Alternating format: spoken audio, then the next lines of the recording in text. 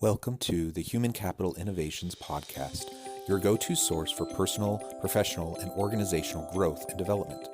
We hope you tune in often for all things people management, organizational development and change, organizational leadership, and social impact related. Maximize your personal and organizational potential with Human Capital Innovations Podcast.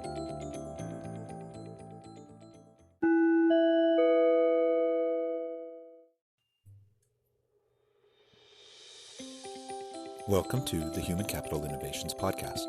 In this HCI podcast episode, I talk with Dr. Froswa Booker-Drew about bonding and bridging capital in organizations as they connect to diversity and inclusion in being a successful leader.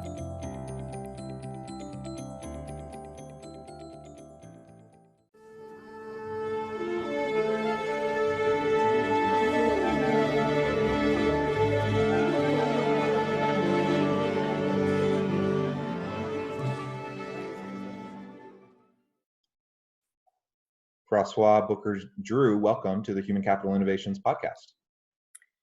Thank you for having me. I'm really pleased to have the chance to talk with you today.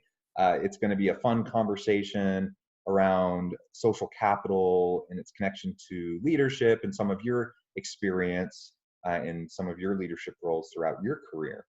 As we get started today, I want to just briefly share with the listeners Dr. Froswa's bio. She is the founder and CEO of Solstice Consultancy, specializing as a partnership broker and leadership expert for companies and organizations to thrive with measurable and meaningful impact. She also is the VP of Community Affairs and Strategic Alliances for the State Fair of Texas. Dr. Booker-Drew is a passionate philanthropist and co-founder of Heritage Giving Circle. Her connectivity, expertise, notable research is highlighted in quotes and profiles in major media such as Forbes, Huffington Post, Bustle, Aussie, and other outlets around the world. As a professional speaker, she educates and expands upon various subject matter such as social capital and networking, leadership, diversity, and community development. She is well regarded by national and international audiences and served as a workshop presenter at the United Nations on the access to power. Again, thank you so much for joining me. What a tremendous background. I really look forward to our discussion and learning from you and gaining some of your insights as it relates to leadership, social capital, and diversity, and all of these different topics. Well, thank you for having me. I'm excited to be here to share. Looking forward to the conversation. It's always wonderful when I can share more about what I love. Yeah, excellent. Before we really launch into the conversation, is there anything else about yourself or your background that you'd like to share with listeners? No, I think you've given me a great introduction. So thank you. Good. Okay, well, so let's start with social capital. Why is social capital so important to you personally, but also just to everyone? And why is it such a common theme in your life and your work? You know, social capital is something that we all have, but I don't think we are intentional about the ways in which we develop it. You know, especially now during COVID, it is so important for us to think about not just this ideal of social distancing. I cringe when I hear that because it really is physical distancing. We need social connections. And social capital really is about associations, relationships, our networks. And so the term was coined early 1900s by a gentleman by the name of Hannafin. And he saw these parents talking in a parking lot. So, and it was just an area, I'm calling it a parking lot, but talking and really sharing information. And the term has moved throughout history where you see it show up in economics, where you see it appear in conversations around urban planning.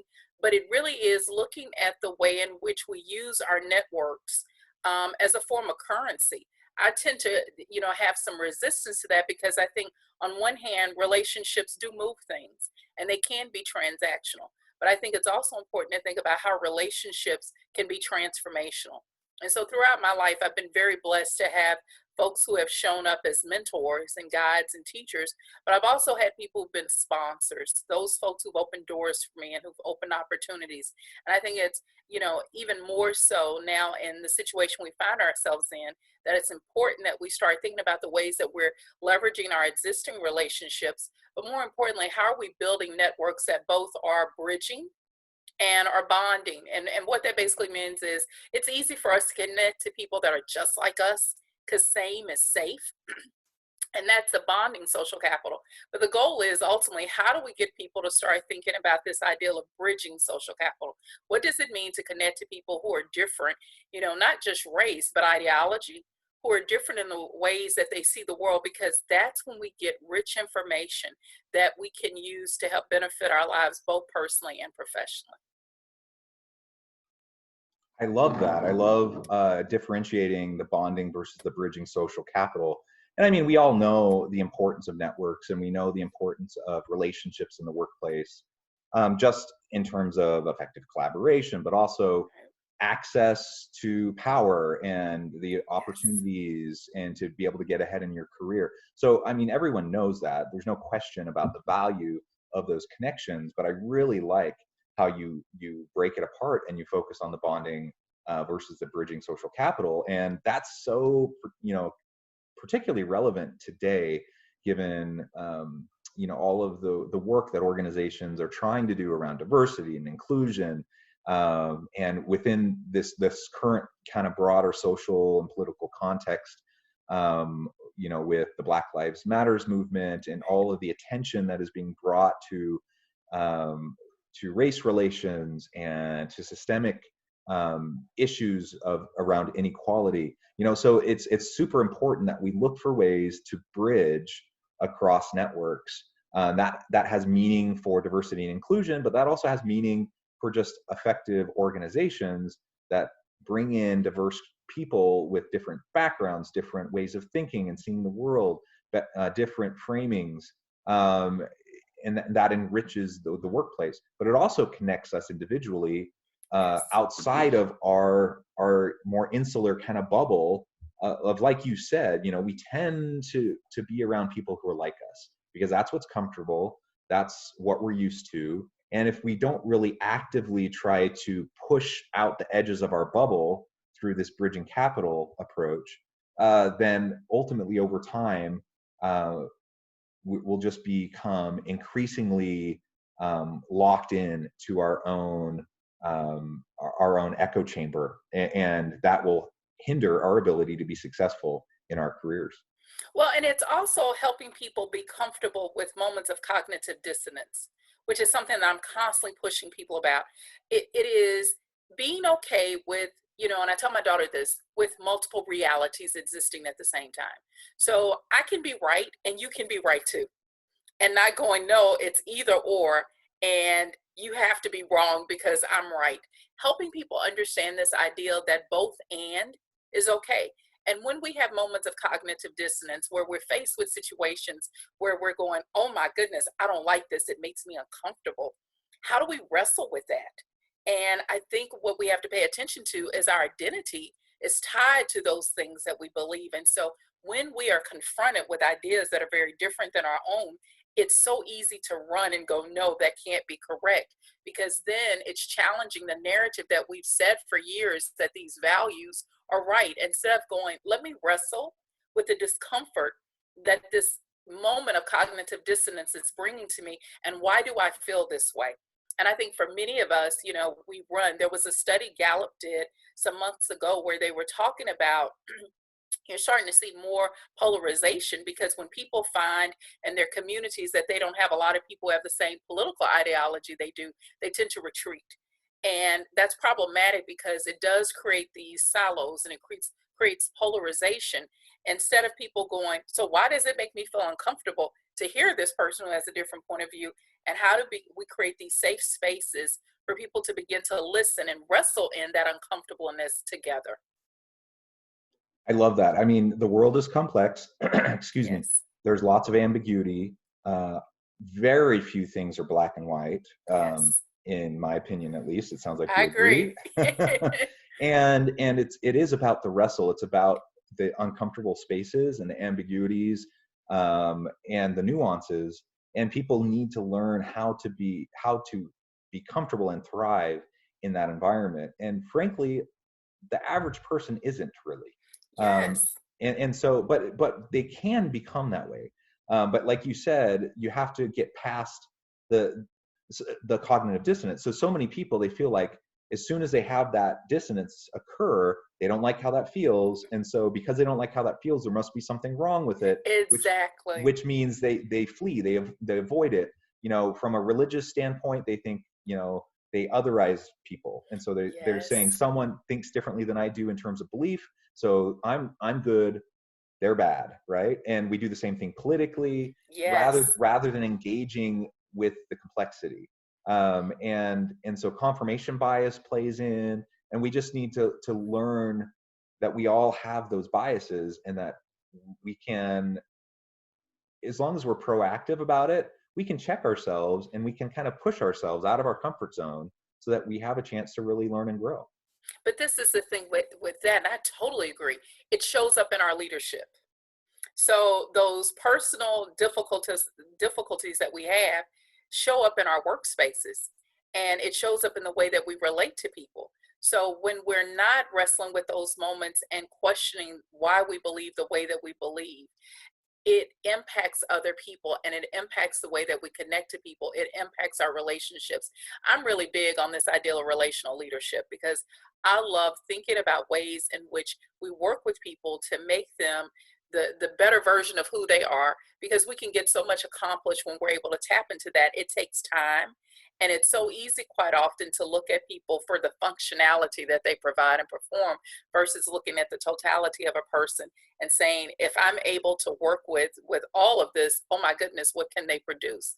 And I don't think we recognize that those biases and all those things come and show up in not just our workplace, but the way we tell our stories about ourselves, the way that we talk about other, the way that we lead, whether it's in our home or on the job, all of that manifests itself.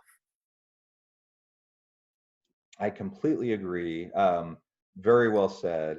And so the challenge, I guess, becomes, again, like you said, whether it's in the home, whether it's in our communities, in the workplace, whatever, all of this applies. But let's focus in for a moment on the workplace. And if we're talking about effective leadership, does your framing of social capital and this idea of bridging capital, how does that feed in to your conception of effective leadership? You just mentioned relational leadership. I like to think about it in terms of servant leadership. I think there's a lot of Yes, connection between it the is. two. What does that mean in practicality as leaders try to lead? And this is going to sound so backwards. It starts with self. I am really big on creating spaces for reflection. And so, for a leader to do really great work requires a leader to do a lot of introspection. One of the most profound experiences I had, and I was talking to a group about this yesterday, was I did what was called a reflective leadership essay. I started from the beginning of my life with my parents being the first set of leaders that I had, and went through my experiences growing up in a Baptist church in the South, and all of these different experiences of leadership and how those things frame me, because we don't recognize that that is so much a part of our journey, and it manifests in the way that we connect to other people. And so I think for effective leadership to begin, leaders always have to do self-examination. And I talked about, there's a book by Amanda Sinclair where she's saying, she examines the leaders of WorldCom and Enron, and she said one of the things that they did was they did not pay attention to their childhood traumas. And as a result of them not having spaces for introspection and checking, as you said, these kind of feedback loops, what happened was they made the lives of all those that were working for them miserable. I mean, look at what happened to the companies and people's retirements. And so if we don't deal with ourselves first, it is going to impact the way that we lead people. So number one is paying attention to how you show up and who you are. And then I think the second piece to effective leadership is, how do you create these spaces within your company where people are safe and can talk? I'm not saying become a therapist and you're singing kumbaya and holding hands and everybody's crying and doing We Are the World.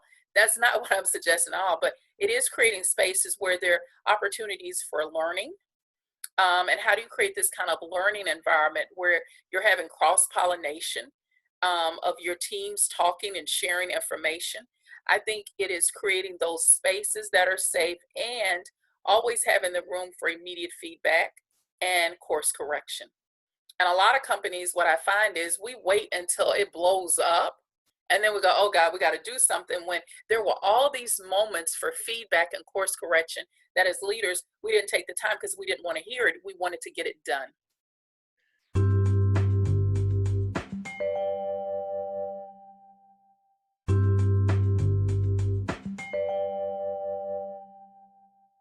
Yeah, that's right. Both the urgency piece, because leaders, they're getting it from all sides. There's lots of pressure. There's a heavy load on their shoulders, and they have an endless to-do list, and so they are just trying to get things done. And so you have to learn to take the time, force yourself to take the time to quiet your mind, to self-reflect, to examine not just the bigger strategic vision, but also examine the processes, examine the relationships, all of those Yes. sorts of things. I just experienced that. I had a pretty intense experience at an organization recently, where I observed this happening in real time, and giving people the benefit of the doubt. I'm assuming that no one had like any intentional malice towards the other parties, but basically there was a systematic set of problems that over the course of a year and a half, 2 years, had really dire implications for a bunch of different individuals. And the way I saw it, as I learned more about it and was working with them, is that it really came down to just what you said. Leaders weren't willing to ask the question. They weren't willing to look, as they got little pieces of feedback along the way about the problems. They weren't willing to make, at the time, what would have been pretty simple course corrections. And instead, it just kept on diverging and going down this path until you're a year and a half, 2 years down the road, and it's this major issue, and everyone's scrambling to try to resolve it. And that's what we want to avoid. I mean, the same thing happens in relationships at Yes. home, right? Yes. When you have marital discord, it happens because people aren't communicating, because you let little things fester and eventually it blows up. The same thing happens in the workplace, even if everyone has good intentions. So Yes. we can't just take it for granted that our good intentions will lead to good outcomes, because a lot of times it doesn't. And that's the thing, is that I don't think people see the parallels of where and how you show up, because how you're handling things at home, you often bring that same baggage with you in the way that you deal with things at work. And so that's why the reflection piece is so important. And leaders have to understand not only their own stories, organizations, just like you told, have stories. So for that to even happen within an organization says that there may be a culture that exists where just do the work, don't say anything about it, just get it done. And it's important for leaders to understand those stories, and what I call those kind of water cooler conversations that organizations have, where it may not necessarily be the values that are listed in the elevator, but it's this undercurrent of how they do business, and really beginning to dissect that and pull that apart as to why do we only hire certain people? Why is it that if I speak out, there's retaliation, or I get the cold shoulder? And really beginning to dissect the stories of organizations, because it has such an impact on even how a leader will show up. You could have the best leader come into an organization, but if it's toxic and there's a culture that does not allow people to grow, that leader will only be able to do so much. Absolutely. Yeah, there's always trade-offs, and there's always balancing, and there's only so much we can do. So again, intentionality, being proactive, being thoughtful, putting our attention and priorities on this, I think is really, really critical. Um, I'd love, in our last bit of time together, to now go into some of your practical experience that you've had. You've had a tremendous career, and I'd love to hear a little bit more about your role as VP of Community Affairs, and some of the leadership lessons that you've had there. So I started in 2016 at the State Fair of Texas. I'd been at World Vision as National Community Engagement Director. And so I had a team across the country, and it was something managing a remote team that was spread out all over the place. So I learned a lot about creating these safe spaces so that you could build trust, so your team could work with each other. And so when I went to the State Fair, we really didn't have a department that was focused on community affairs. We were getting a lot of attention from the media because it's this huge organization that in 24 days makes millions of dollars. And the community that we're located in had some issues in terms of having access. And so I came in, and the first thing that I did was listen. And that was very valuable. I did not want to take for granted that I knew the community. I'd worked there, my church is there. I have a lot of relationships in that area. And it would have been very easy for me to walk in and start developing programming and structures based on what I thought. But I took several months to go around and listen to people. And I'll never forget one of the ladies who at that time was in a political office, good friend of mine. She went off on me, and I sat there and I was like, okay, explain to me why you're so angry. And she said, I never had access before. And that was another important lesson to me, is that quite often when people are angry, it is an issue of I have not been heard, and I don't feel like I have access to people who are going to do something. And so in making myself available, that was huge in terms of turning the way people started to see the organization, because people had access now. And I really tried to go in based on what I heard from the community and develop programming, and even developing our philanthropy structure around what those needs are. And I think the mistake that a lot of folks make when they're doing community development work is I think they need tutoring.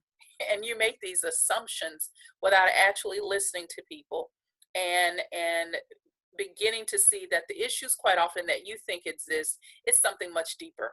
So in our community, it wasn't necessarily that kids needed tutoring, they need internet access. So their grades are challenged because they don't have infrastructure that other communities have. And it requires you as a leader to go in, ask the right questions, as you said earlier, and dig a little deeper to really understand. And I'm proud because in 4 years, and there's still plenty of work to do. I don't want to get it twisted and go, I've solved everything. I have not. I have an amazing team. But in 4 years, we've been able to partner with so many organizations. And that's the other lesson. You can't do work in silos. You have got to build relationships and partner with people, because there is only so much you can do, and there's skills that you don't have. So, partnering with folks made a difference, but it was also looking at the assets of our organization. What was the human, the social, the financial capital that we had, and paying attention to what we had in addition to identifying the assets that existed in our community. And so we've been able to fund, last year, we funded 67 organizations, almost $500,000. We've been able to have these amazing convenings where we're helping our partners build social capital, because what a lot of nonprofits will say is, I need money. And my response is, no, you need a relationship. And so if we can help connect you to resources through relationships, we know relationships make things happen. And so that's really been the story of my work, is building relationships, partnering well, listening well, so that we can, begin to at least move the needle toward making a difference. I love that. I love the community orientation. I love the listening, going in and asking the questions, listening to the living experts, rather than trying to impose our own framing, our own preconceived notions onto those we're trying to serve and lead. And I think there's a lot of implications of that for organizations. You're talking about community development work at the moment, but as we're leading teams, it's the same thing. And Yes, so, oftentimes you'll have like a new VP will come into an organization, or a new CEO, and it's not uncommon for them to go on what they call a listening tour. And they'll go around and they'll go to the different divisions, the different departments, and they'll try to better understand the organization. And I think that's powerful when it's done authentically. I don't know if you've seen it. I've definitely seen it where people do quote unquote listening tours, but it's really a name only. it Um, is. because they just want that perception that they're listening, but they're not actually Mm-mm. listening. and employees know the difference. So you have to be authentically listening. You have to be authentically seeking to build those relationships with the intent to understand, not the intent to or affirm your agenda. exactly, which I was is on a often what call happens. Yeah. and it's true. I was on a call and I thought we were going to share what we were doing, and it was really someone telling their plan. And I was thinking, wow, that happens so often in communities is we walk in and go, this is what I'm going to do. I want you to buy into it and say you like it. And then we're upset when people don't. We say they're apathetic. It's not that they're apathetic. It's because they weren't given the opportunity to have buy into it. Well, yeah, and again, people know the difference, and it only, you might get away with it once or twice, maybe, but after there's a pattern of that kind of behavior, then people just shut down. Yes. They're not going to think outside the box. They're not going to be creative because it's all about self-preservation at that point. They're just waiting for marching orders. They're waiting for the leader to tell them what to do, and they don't, if they're going to go out on a limb to kind of do their own thing or propose their own idea, they could get shot down. And so the quickest way to stifle innovation and creativity and productivity is exactly like you just described. It's to come into those types of meetings with an agenda already in place. And it's one of my pet peeves. It's one thing if a leader just sends out an email or they have a meeting and they just say flat out, this is a meeting for me to tell you where we're at and what we're doing. That's one thing. When they say it's a meeting where we're going to have a discussion and we're going to try to brainstorm and we're going to try to come up with solutions, but they've already decided what they want to do and they just come to the meeting and try to force it on everyone, and then they wonder why people aren't contributing. Exactly. I mean, I just don't know what to do with that. So it is pretty frustrating. Well, it has been a real pleasure talking with you. We're drawing close to the end of our time together. But before we leave, I do want to give you the last word and give you a chance to share with listeners how they can get connected with you, learn more about what you're doing. So you can get connected to me on LinkedIn. I'm Froswa Booker Drew. It's easy to find me with this name. So definitely reach out to me. You can email me at info@drfroswa, FROSWA.com. And I answer emails. And I've just finished my third book called Fly Away, which is a book of lessons for my daughter as she was transitioning to college. And so just trying to build momentum around that and share the story of what do you do when you're dealing with change. Even in going to college, is a change management process. And so I'm finding more and more ways to share with people how you can deal with change, whether it's in your personal, professional life, and how relationships are really at the core of it. I love that. And I hope listeners will reach out, get in touch, check out your book. I think you have a lot of really great insights, and leadership isn't necessarily rocket science. There's pretty foundational principles that if you just start to try to put into practice today and make small steps, towards improvement, have a growth mindset, then you can do it, and you can become one of those great leaders that everyone loves to work with and for. Yes. So thank you so much for all of your insights today. And I hope everyone has a wonderful rest of their day. Stay healthy and safe. And I hope everyone has meaningful experiences at work. Thank you.